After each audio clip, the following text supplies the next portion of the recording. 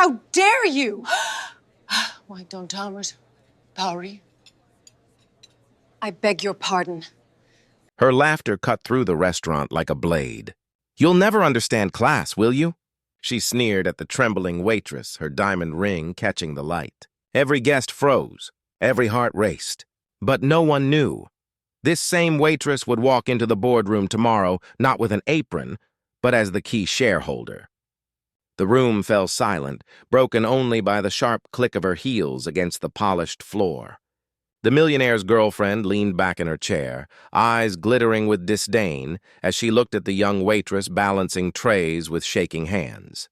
"You really should find another job," she said with a laugh that carried more poison than humor. "Serving drinks isn't for people who can't even hold a tray."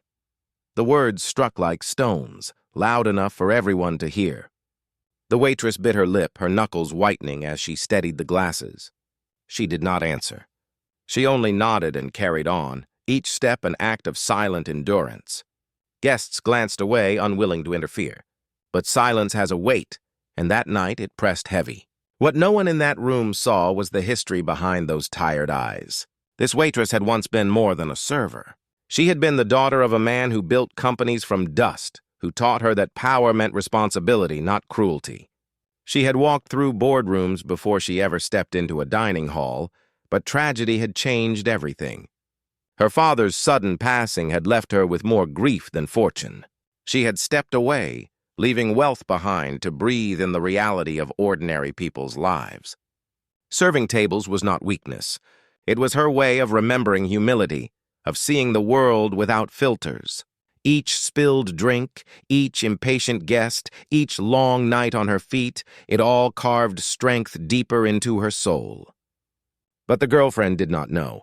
To her, the apron was a symbol of failure, not choice.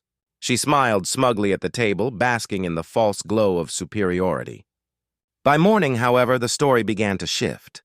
The same young woman who bent under weighty trays the night before walked into a glass-walled boardroom, her posture straight, her expression unshaken. She no longer carried glasses. She carried documents, and in her hand rested the pen of authority. The meeting began. Executives sat tall, whispers fading as the doors closed. At the end of the long table sat the millionaire, proud, expectant, his girlfriend at his side, unaware of what was about to unfold. Then she entered. The waitress, or rather the hidden heir, calm, poised, her voice steady as she introduced herself.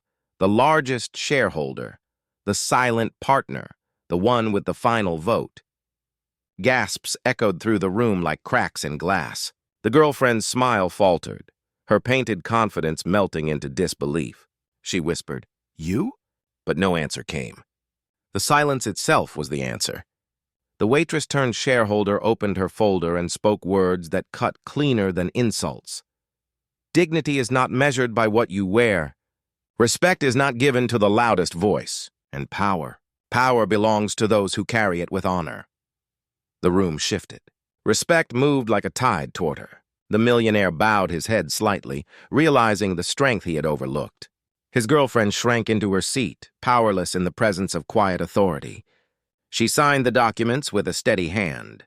In that moment, every insult, every smirk from the night before dissolved into dust. She had won not by shouting, not by striking back, but by standing taller in silence. Another quote lingered in the room, carried on unspoken air. "Sometimes the strongest voice is the one that doesn't need to shout." When the meeting ended, people rose not for the millionaire, but for her. Handshakes, nods of respect, glances filled with acknowledgement followed her out.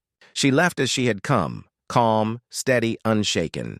And though she never looked back at the girlfriend, her silence spoke louder than any final word could. The lesson hung heavy in the air. Those who belittle others often do not see who they truly stand before. Respect is never measured by titles, nor is dignity measured by wealth. The truest strength often hides in silence, and the quietest person in the room may be the one carrying the greatest power. What do you think? Should respect always be given equally, no matter someone's position? Share your thoughts in the comments. Tell us where you're watching from, and don't forget to subscribe for more powerful stories like this one.